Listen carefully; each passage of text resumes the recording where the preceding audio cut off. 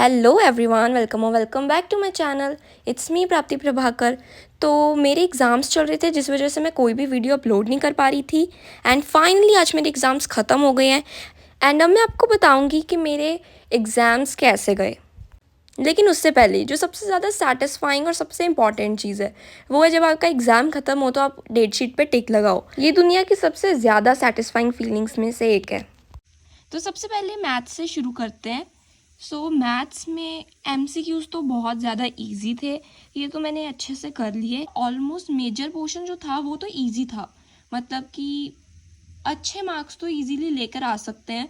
But जो थोड़े से क्वेश्चंस थे लाइक ज़्यादातर 2 मार्कर, वो मुझे थोड़े से डिफ़िकल्ट लगे।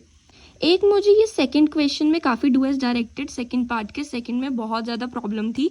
ये तो मुझसे सॉल्व ही नहीं हो रहा था, पता नहीं क्या था ये क्वेश्चन। एंड ये जैसे कि मैंने बताया था कि ये सरफेस एरिया का तो कैलकुलेशंस ही आपको मार देती हैं, तो इसमें भी मुझे हो रहा था थोड़ा सा। बट ये प्रूव करने वाले तो ईजी होते हैं, कर लेते हैं।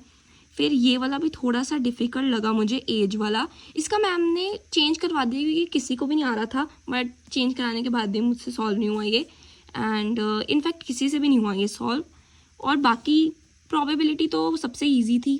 लास्ट में हमें 2 केस स्टडीज़ में ऑप्शन थी, या तो ये वाली कर सकते थे या फिर ये वाली। तो मैंने ये फर्स्ट वाली की बिकॉज़ ये वाली थोड़ी सी ना टाइम कंज्यूमिंग थी और टाइम था नहीं ज़्यादा, तो मैंने फर्स्ट वाली की। So this was all about my maths paper. Next मेरा हिंदी का पेपर था जो कि 20th को हुआ। इसमें सबसे पहले हमें कॉम्प्रीहेंशन आया। ये तो बहुत इजी था, ये मैंने कर लिया। फिर हमें पदबंध से कुछ क्वेश्चंस आए। फिर हमें लिटरेचर पोर्शन से कुछ एमसीक्यूज आए। देन क्वेश्चन आंसर्स आए। हिंदी का तो सब कुछ इजी था। एंड आफ्टर दैट हमें एक लेख आया, अनुच्छेद आया था। उन दोनों में ऑप्शन थी कि एक कर लो। एंड देन एक पत्र आया था, इसमें भी ऑप्शन थी। एंड ओवरऑल हिंदी का पेपर तो बहुत ज़्यादा ईजी था। नेक्स्ट था मेरा आईटी का पेपर। ये हमें 35 मार्क्स का आया था बिकॉज बाकी प्रैक्टिकल, नो डाउट हमारा प्रैक्टिकल हुआ नहीं, बट 35 मार्क्स का थियरी पोर्शन था। इसमें हमें एमसीक्यूज आए। ये ना मुझे बीच बीच में से थोड़े से कंफ्यूजिंग लग रहे थे, but overall it was all easy. बाकी एमसीक्यूज थे सारे 17 एमसीक्यूज एंड क्वेश्चन आंसर्स। इसमें हमें ऑप्शंस थी एंड ये भी बहुत ईजी था, ईजीली हो गया। इसके बाद था सबसे सबसे डरावना एसएसटी का पेपर। इसके एमसीक्यूज थे, ये भी मैंने कर लिए, ये भी इजी थे।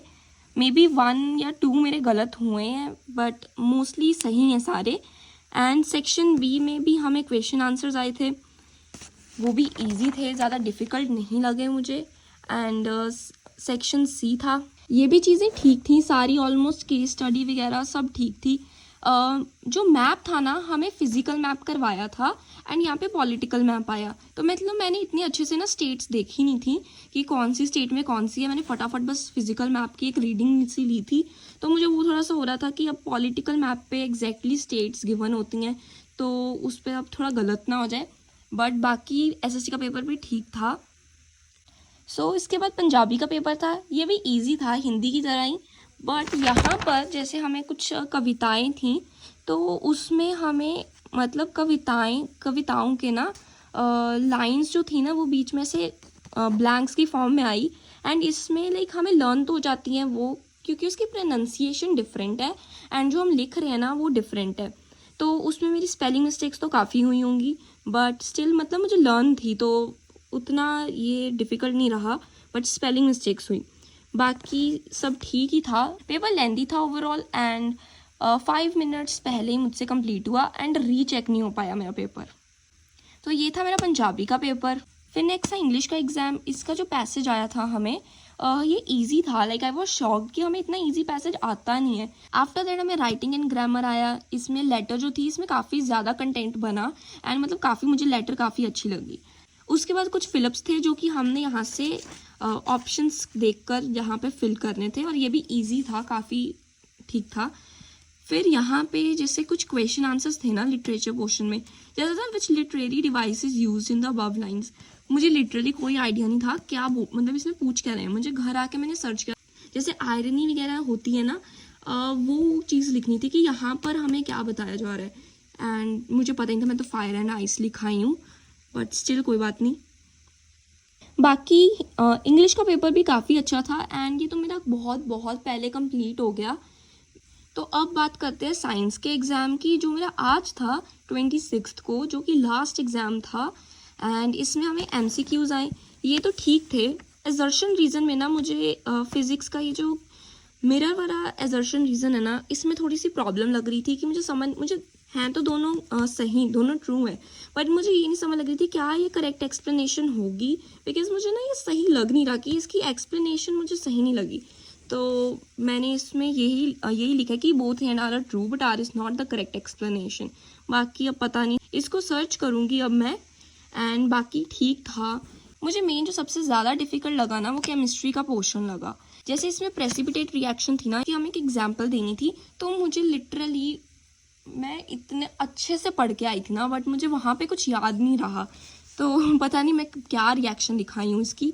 और बाकी फ़िज़िक्स बहुत इजी थी ओवरऑल। ये यहाँ पर एक क्वेश्चन था जिसमें तो सेम यही डायग्राम बन जाना था। So it was really really easy. Physics portion बहुत इजी था। एंड बाकी बायो का एवरेज था, not that difficult but still. And फिर केस स्टडी आई, उसके बाद लास्ट में आई बैलेंसिंग। बैलेंसिंग में ये सेकंड वाली बैलेंसिंग ने इतना टाइम लिया ना, मतलब मुझसे ये बैलेंस ही नहीं हो रही थी, बट लास्ट में मैंने किया, बट पता नहीं अब सही हुई है या नहीं। एंड एक आई थिंक ये डी वाली बैलेंसिंग, ये भी मुझसे इतनी खास हो नहीं रही थी। बाकी तो ठीक थी सारी। So this was all about my science exam. अब 29th को मेरा रिज़ल्ट है, एंड मैं आपसे वो भी शेयर करूँगी कि मेरे हर सब्जेक्ट में कितने नंबर आए हैं।